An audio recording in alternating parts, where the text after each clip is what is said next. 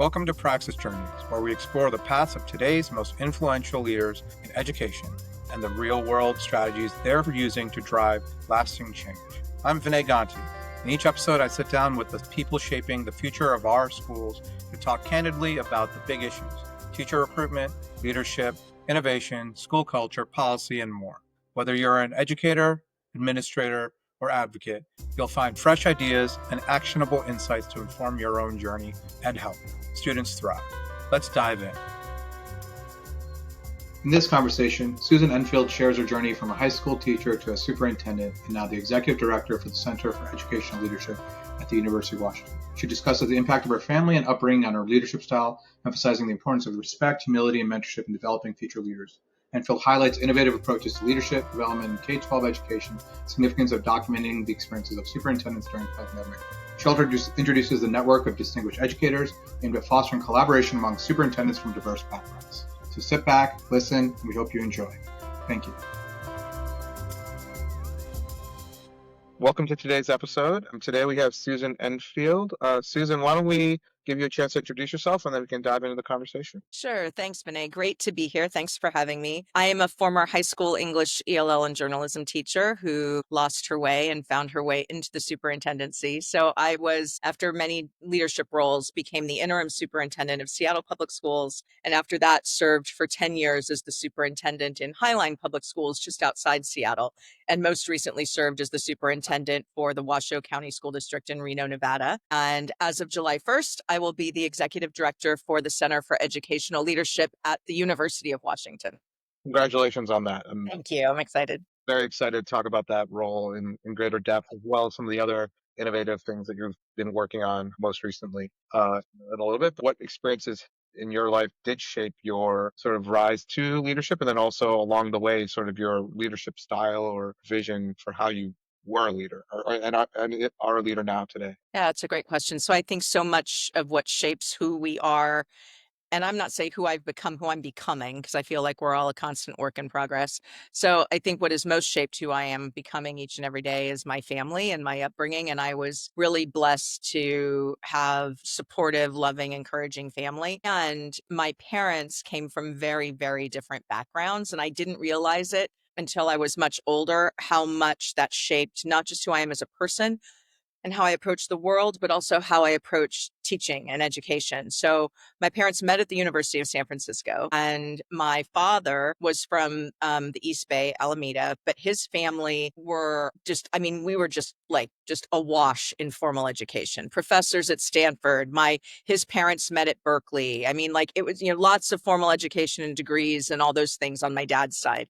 And my mother's family were Portuguese immigrants who were dairy farmers in Central Valley, California. And she was studying to be a nurse. My dad was political science, and they met and married, and thankfully, because here I am. But I think in the moment when I was growing up, I didn't realize how blessed I was to live in very different worlds. So, I spent all my holidays down on the farm, which people who know me laugh when they think of me on a farm, but it has happened. It is possible. I have milked a cow, but I lived in San Francisco. And so I sort of got the best of both worlds. And I think my father, and I lost my mother when I was young. My father, I think in particular, raised me that treat everyone and every space with respect. And you never look down on anyone. You never look up your nose at anything. And so I grew up just as comfortable eating at a fine dining establishment in San Francisco as I was at the local hall in Crow's Landing, California.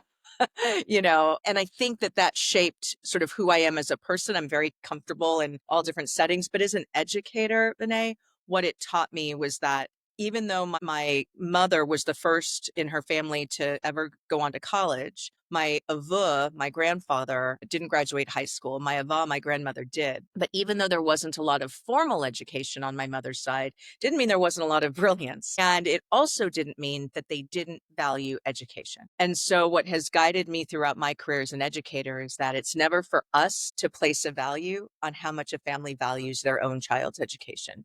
We have to enter into our work in education in schools believing, which I do, that every family wants the best for their child. And it's our job as educators to deliver on that. No, I appreciate that. I mean, I think you touched on a lot of different things I think are super, words matter in a lot of ways. And, you the term formal education, for example, which is often we collapse into the concept of education, but oftentimes education can be highly informal but equally impactful in people's lives. Absolutely.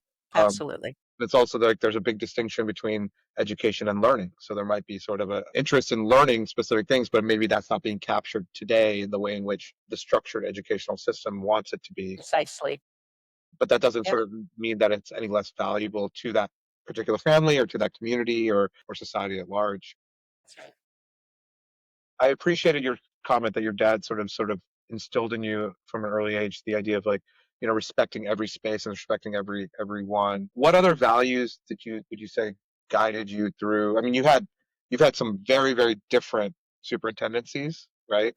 And but one of the consistencies is it seems like all of them were pretty public in nature. Like Yep. there's been a lot of press around all of your, and especially with COVID and Washoe County and things like that. What would you say? What the other values or the other sort of like, if you had that ID card on the back of, and it was SusanEnfield.com on it, what other values sort of are there? So I think this notion of service above self as well. So I went to Catholic school growing up in San Francisco. And that's another thing. Every family has to make the best educational placement choice for their child. I want their local public school to always be a viable option, but that may not be their choice. So choice is okay. So when I'm at an event sometimes and people, they don't want to tell me their kid's not in public school. And I said, I want you to send your child where your child will thrive. And that could be an independent school, could be homeschool.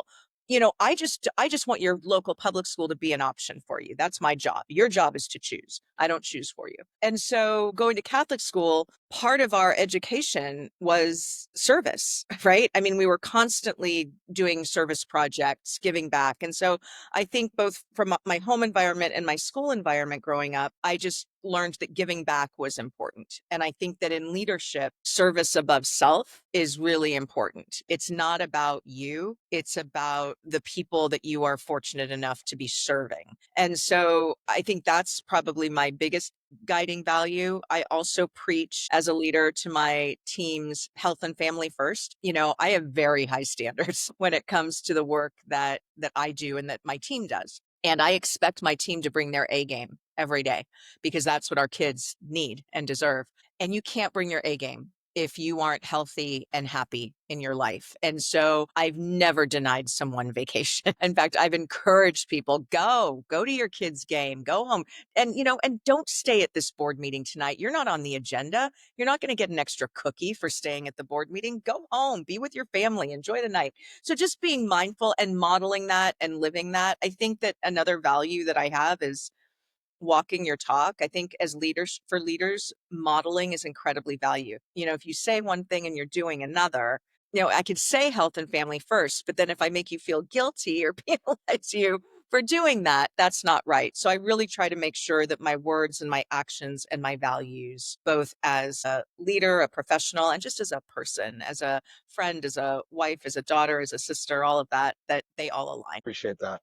And let's sort of shift briefly from like the individual to like more like a systems level sort of thought process around this is, in those times when you were sort of the top person in a district, what can you look back at, like, what like specific sort of examples of things you did to help develop other leaders in your orbit, right? So, or things that you wish you could have done, or maybe there were things out there that other superintendents were doing in other districts that you admired but never sort of were able to do. Um, you know, Oftentimes I think superintendents are an island, or feel like they're on an island all by themselves. That doesn't mean that they aren't seeing other great things happening. So maybe there was other ideas you weren't able to get to, but like when it comes to building a culture of leadership and a system that promotes leaders, how would you sort of think through that? Yeah, so I think it starts with a fundamental expectation of respect at all levels. So you can and should expect respect from me and my words and actions, and I expect the same from you. So creating an expectation and a culture of respect, I think, is the baseline. And then I think I'm a very non-hierarchical leader. So then I think and I think a lot of that is contextual. So I'm outside Seattle. I'm in the Pacific Northwest. We are not a hierarchical place. And so I think it's also important to know your context and, like sort of formal leadership and titles is not really a big thing here. And I'm being from San Francisco, is sort of the same. So that doesn't bother me. I'm fine. And so I think, sort of showing people that you're not above doing any job. I mean, I've always said to my staff, I'm not going to ask you to work any harder than I'm going to ask of myself. So creating a sense of, I think, of respect and then shared expectation and mutual sort of reciprocal, if you will, accountability. And then I think building a sense of shared purpose or a collective why. And in Highline, we developed our Highline promise to know every student by name, strength, and need so they graduate prepared for the future they choose. And this is all leading to your leadership question, because I think that you have to have some of these fundamental pieces in place for the adults in your system to be their best. And when adults, whether they are driving a school bus or serving food to children in a cafeteria or leading a comprehensive high school or teaching in a classroom for children with special needs, I want them to be able to do their best every day. And when people are in a culture where there's a shared purpose, a sort of a collective vision, mutual respect, that's where you can really see folks who want to step up and lead, right? Not everybody wants to step up and lead, but I think as a leader, I have an obligation to give people the chance to do that if they want. And for me, what that looked like was, when I met with my principals or assistant principals each year, I would say, what are your career aspirations? And if you are a principal for life, that's great. We need great principals. And if you think you might be interested in other things, let's talk about that. And then let's talk about how I might be able to help you on that path. And so part of it is, I think, taking the time to get to know people and asking them what they see for themselves, what they want. And then it's sort of doing the tap on the shoulder to say, you'd be really good at this. And because I think that a lot of times I was blessed to have mentors in my life who saw in me what I didn't always see in myself and who gave me that tap on the shoulder, opened doors for me, gave me opportunities that I might not otherwise have had. And so I take it as sort of my personal mission to do that for other people. And then it's one thing to be a mentor and it's another thing to be a sponsor. So I've mentored a lot of people in my life, but to go from mentorship to sponsorship, where you are actually not just helping guide someone, listening, giving advice, but actually taking action, putting your own reputation on the line to believe in someone else and give them opportunity, is where I think it gets exciting. And I've been blessed to be able to do that for a number of leaders. I think there are about half a dozen superintendents in the state of Washington now who worked for me at some point. I'm not taking credit for them being superintendents. I want to be clear on that. They're brilliant leaders in their own right.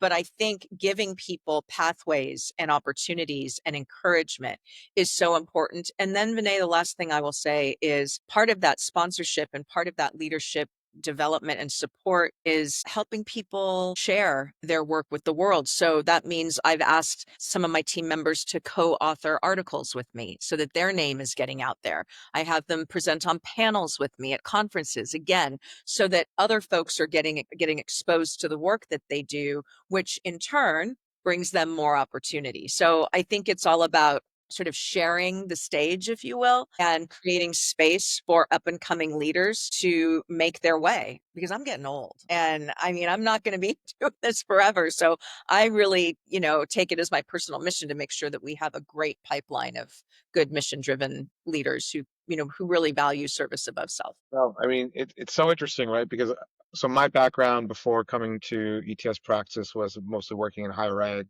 online Mhm. education, those things. And something you just said at the tail end of your answer sort of made me like sparked something in my head, which is in higher ed, if you go into like the academic side of things, right? If you go into teaching and research and faculty, it's a highly structured and knowable process. It's not easy by any means. It's very competitive and very time consuming, and but the ladders are very well known. You become an assistant professor, then you become an associate professor, and then you become a full professor. And the main way in which you're sort of measured is by the number of articles that you publish and how often those publications get cited, right, in other like by other academics and so forth. And so it become to be able to find the right mentor who lets you be first author or second author on a series of publications is hugely impactful to your career.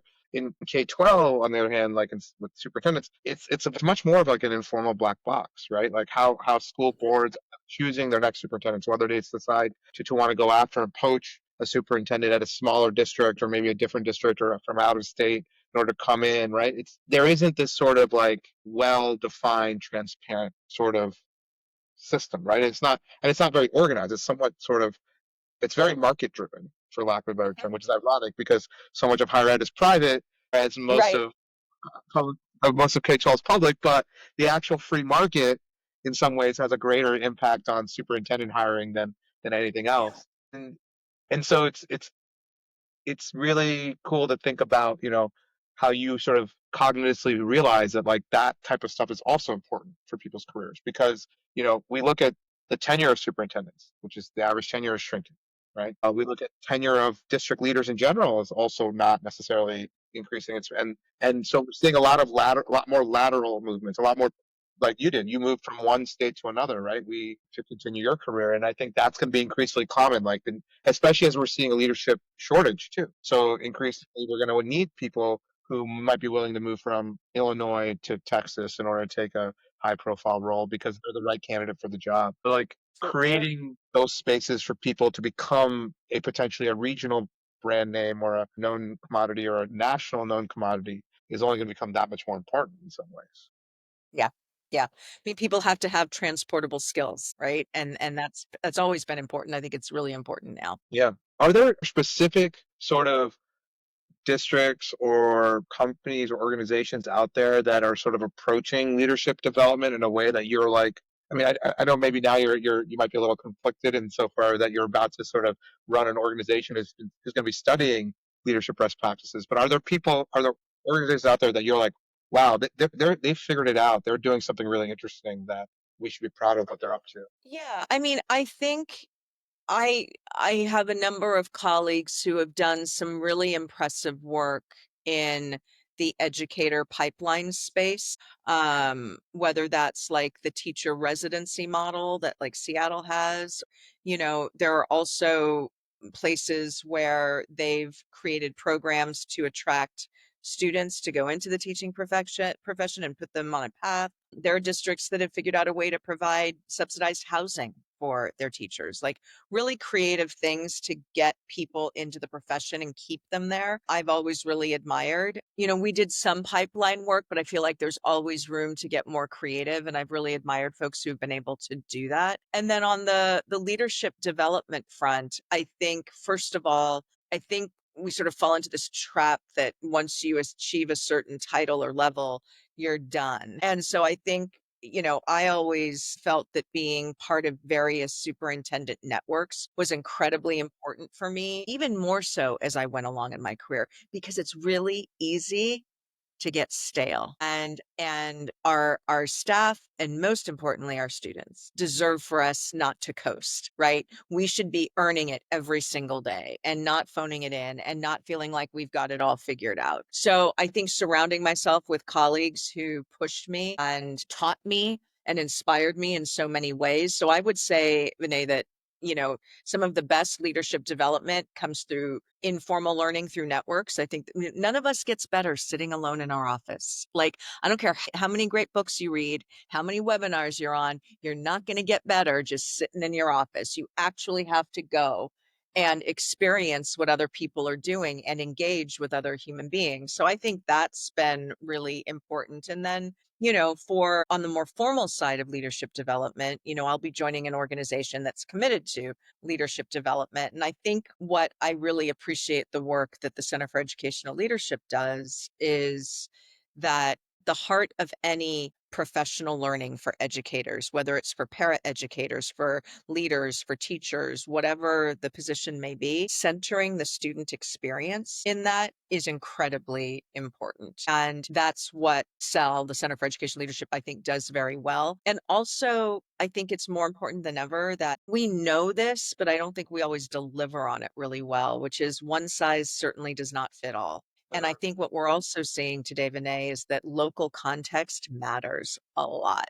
I think that was on full display during the pandemic when certain states were all open and other states like mine here in Washington were totally shut down. So, and I think in this moment where we are sort of highly politicized, local context, local politics matters. So, how are we providing professional growth opportunities for educators that are respectful of their local context and grounded in the very firm belief that every child is deserving of a high quality education? Yeah.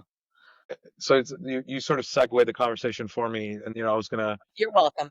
transition over to CL as well as some of the other things you've been working on or have worked on in the last couple of years. But as you sort of assume this new role at CEL or CEL, are there any specific sort of areas of priority or goals that you have for yourself, or like phase first 12 months or 24 months while you're there, what you're looking to do? Yeah, so I think as a leader, and I don't care where you are in your career, how much you've accomplished, when you enter a new role and a new organization, you have to do it from a place of humility and learning. And so I am very familiar with Cell because I've worked with them when I was both in Seattle and in Highline. So I've known Cell's work up close for a long time, but that's different than being part of the organization, you know? And so I know that as familiar as I am of their work and how much I respect their work, I have lots to learn. And the education landscape right now is ever changing. And so I think that my priority for myself, especially as I'm in my sort of pre-entry phase right now, since I start July 1, is to just learn as much as I can, talk to as many people as possible and listen, both to the team, to the advisory board, to the partners that we work with in school districts and other higher ed institutions. And also just be up for the challenge and be open to not knowing. You know, having been a superintendent for so long, you get kind of, even though you never really have the answers, you have to come up with solutions and strategies, but you never really have the answers, but you get accustomed to kind of like, okay, I know what I'm doing. You know, I'm entering not in the K, I'm not in the traditional pre-K 12 space anymore. I mean, I've worked in districts since, 1993, and there is something exciting about that. There's something scary about that. There's certainly something very humbling about that. And you mentioned your background in higher ed. I'm actually excited, even though CEL is a self-sustaining organization that operates within the College of Education at UW. I am going to be an employee of the university. So I'm going to be learning about the higher ed side of the work. That's all new to me.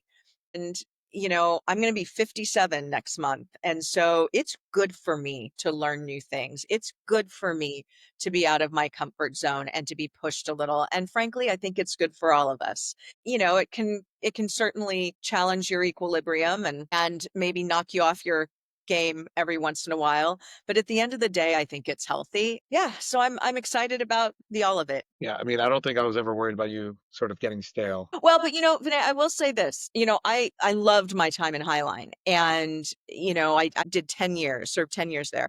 And I didn't have to leave. Like nothing was wrong. I mean, I had a great team. I mean, everything was great. But I felt like I was starting to coast a little bit. And I feel like one of the least talked about, but most important aspects of leadership is self-awareness and selflessness. I could have stayed on probably a number of years more in Highline and kind of just phoned it in, right? I mean, like we had it, not that it wasn't hard, not that it wasn't challenging, but you get to a point where, and I don't want to live like that. I'm not a coaster. You probably know me well enough at this point to know that. But frankly, the staff, the students in the community deserves someone better than that too. And so I think as leaders, we all have a shelf life and we need to recognize that and ideally plan a transition that is positive and sets the organization up for success and sets you up for success. So, you Yeah, know, I can't help it. I'm going to make one shot across the bow against higher ed, but when it comes to people sort of coasting and maybe potentially overstaying their welcome, that so there's probably some faculty in every department of higher ed across the country right now who, and in pre-K 12 too. I mean, for yeah, sure. if they made a little way for new thinking and new leadership at the chair and the administration level, it'll probably help a lot. Yeah. But I made that stale joke mainly because, in addition to accepting this role, you've also been driving a new organization called the Network of Distinguished Educators, which I had the good fortune of attending one of your meetings at AASA in New Orleans about a month ago now, which was great. Why don't you do you want to just talk a little bit about that? And also, I'd love to just give a plug to your book and let you give you a chance to talk about the book that you published around Sure. later. No, no problem. So first of all, we loved having you at the meeting and thanks for your support and your patience. And we really appreciate your partnership in the work. So a year ago, I was reintroduced to James Lane, who is the CEO at PDK International and who's a former, state soup, district soup, and of course worked at the federal level too in education. And he said, PDK and AASA want to start this new network for superintendents. Would you consider leading it for us? And I said, okay. I said, but having, as someone who was a part of almost every superintendent network that has existed in the last decade, this one needs to be set apart somehow. And so I said a couple of things that are important for me, and I want to make sure that they resonate with you before we enter into this. And the first thing is that we have to produce something. Like we're not just going to get together and meet. We need to produce something. And so we were able to partner with the Harvard Graduate School of Education and Jen Cheatham, and then a wonderful retired professor from the University of San Francisco, Judy Pace, in writing case studies that PDK and Harvard Graduate School of Ed now sort of jointly own the intellectual property to, but that we've committed to making open source resources. So what we're trying to do in that is contribute to the field, but also, Vinay, through those case studies, which in essence are a variation on storytelling, help people better understand and appreciate the leadership challenges that superintendents are facing today. I think there's unfortunately a very widespread misunderstanding on the part of the public about what superintendents do and who they are.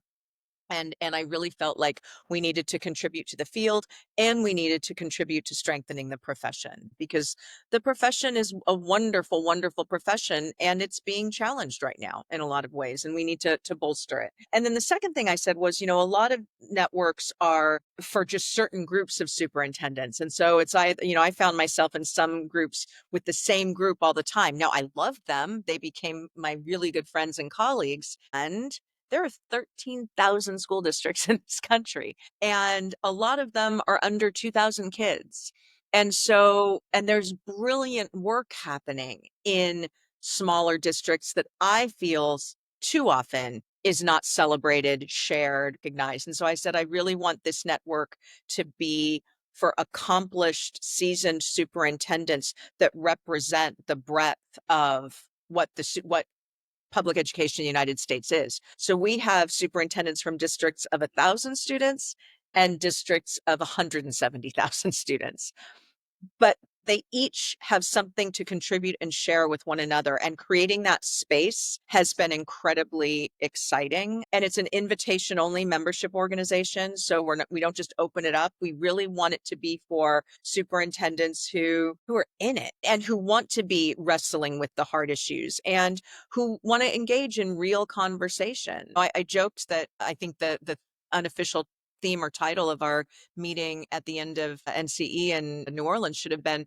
Real Talk in Real Time, because we were having some really good, necessary, but hard conversations about some of the issues that we're all grappling with right now in education, given what's happening at the federal level. So that's really what it's been. And it's, we're small but mighty, and we're getting ready to invite our next cohort in. And so we're probably going to be much bigger when you see us next, Vinay, which I think is a good thing. But the superintendents in it are they're amazing. They're amazing. They make me want to be better and do better. So it's been a real joy. And working with James Lane is like, at the risk of being too much of a fangirl, getting to know him and work with him over the past year has been one of the highlights for me, just because he's so smart, so thoughtful, so down to earth, and so committed to doing the right work.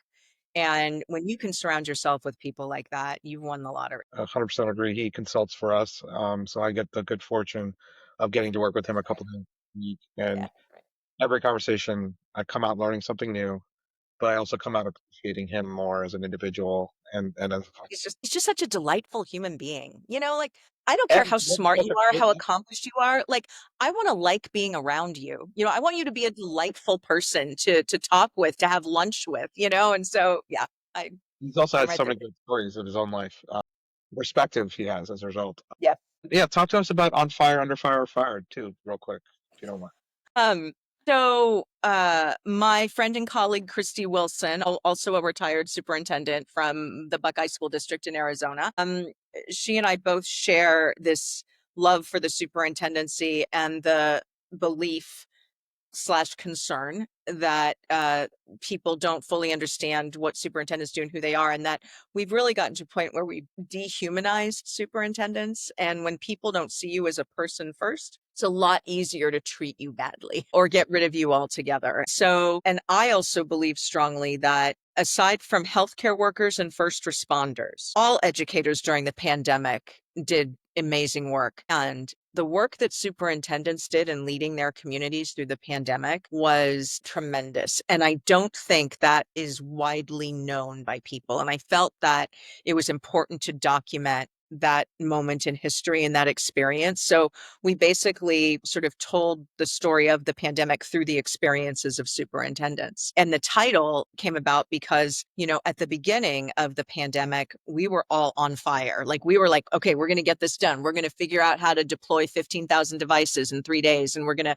figure out how to get meals to students and families, even though they're not in school. And we were just doing everything we could to figure it out and make sure that our kids and families and staff had what they needed. But it didn't take long before the politics of it all came in, and a lot of us found ourselves under fire and attacked. And some attacked personally, some attacked professionally, some lost their jobs over it, some had health issues because of it. And then in some cases, some found themselves out of a job. And by the way, the fired can be somebody firing you or you choosing to fire yourself and walking away. And so we just felt that it was an important story that needed to be told. And so we interviewed about 40 superintendents from around the country who were really generous in giving us their time and sharing their stories. And yeah, it was just an important story that needed to be told. Well, thank you for doing that. I'm sure a lot of people appreciate that hard work that you did and sort of capturing that.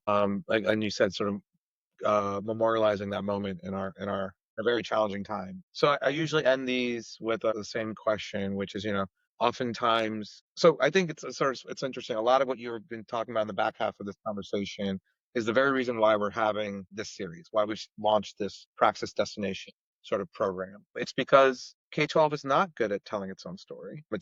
Especially it's not good at telling the bright spots in its own story. And there is a lot of innovation happening already. And we know that innovation happens both top down and bottom up. And that grassroots bottoms up from innovation that might be happening in a district with only 2,000 kids as opposed to one with 170,000, right? It's Mhm. still something that we could all learn from and gain insights from. And so that really was the impetus of why we wanted to start this series and hopefully have it persist for a long time and continue to sort of get out there and hear from other people what is going on the ground, right? So I really appreciate that. And in that vein, one of the questions that we always end these conversations with is who out there should we talk to next? Like who do you admire? Who should be on our list of saying, hey, Susan Enfield said that we should be talking to you about some of the stuff you're up to. Gosh, there are so many people that I can think of to refer you to. And I think you'll probably get an email from me with a longer list. But,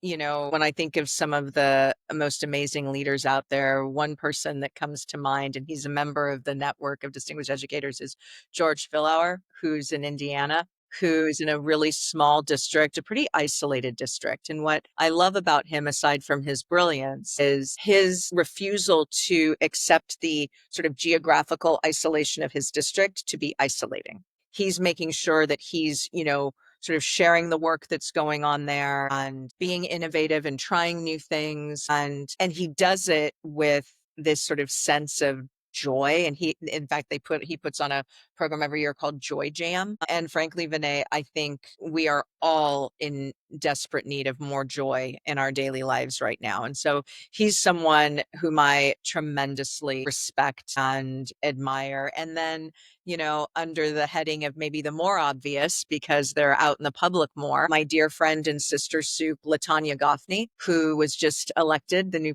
incoming president for AASA. She's in Aldine, Texas, is just an amazing leader and human being with an incredible personal story that has shaped how she leads. And she's an example of, again, someone who could just be like resting on her laurels and coasting. And instead, she is not only serving her district as superintendent, she's stepping up to serve her colleagues in the capacity of AASA president. And those are just two individuals whom I really respect and cherish as friends and colleagues. But I can give you a list, Vinay. I know a lot of amazing people. I will gladly accept that email whenever you get the time to write it. You got it. But on that note, I really want to thank you again for your time today and your willingness to participate. I think it's been a great conversation. I really look forward to maybe doing this again in a year or so after you've had a chance to sort of settle in to sell and look Love that. what you all are up to. But in the meantime, thank you again and hopefully be in touch. Thanks, Vinay. Really appreciate the opportunity. Take care. Well, thanks for listening to Praxis Journeys. You can subscribe to the show wherever you get your podcasts. And if you know someone who would find this conversation helpful, feel free to share it with them. I'm Vinay Ganti, and until next time, keep learning, keep leading, and keep working toward the kind of change our students deserve.